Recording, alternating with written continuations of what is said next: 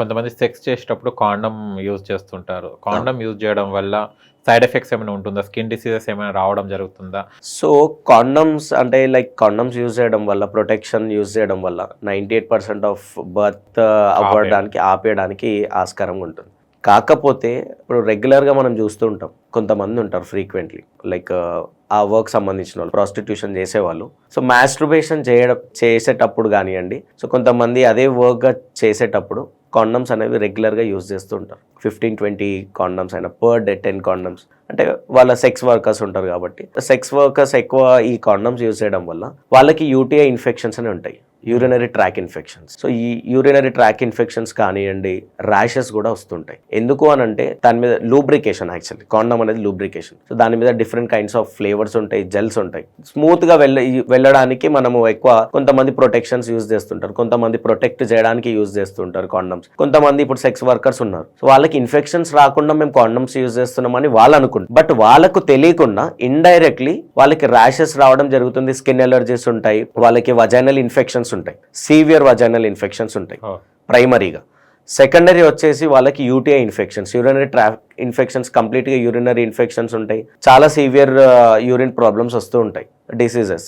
అది కాకుండా ర్యాషెస్ వస్తూ ఉంటాయి. ర్యాషెస్ అంటే వాళ్ళు ఏమనుకుంటారు, లైక్ ఏదో అన్హెల్తీగా వచ్చిందని అనుకుంటారు. But all because of condoms. Condoms ఎక్కువ యూజ్ చేసినా ప్రాబ్లమే, చేయకపోయినా కూడా ప్రాబ్లమే. So what I suggest is, ఈ సెక్స్ వర్కర్స్ ఎవరైతే ఉన్నారో వాళ్ళు ఈ ప్రొటెక్షన్స్ ఏవైతే యూజ్ చేస్తూ ఉంటారో దానివల్ల మీకు యూటీఐస్ ఇప్పుడు కాకపోయినా ఫ్యూచర్లో డెఫినెట్లీ సివియర్ ప్రాబ్లం ఫేస్ చేయాల్సి ఉంటుంది.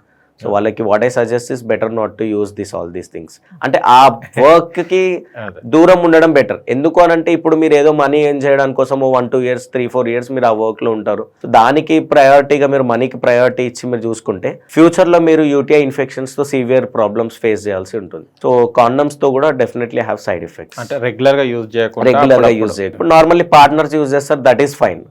ఎందుకు అని అంటే అది ఫ్రీక్వెంట్ గా కాకుండా ఎప్పుడైనా ఆల్టర్నేట్ గా ఎప్పుడైనా అకేషనల్లీ వాళ్ళు కలుస్తారు కాబట్టి దట్స్ నాట్ ఫైన్, అది ప్రాబ్లం లేదు.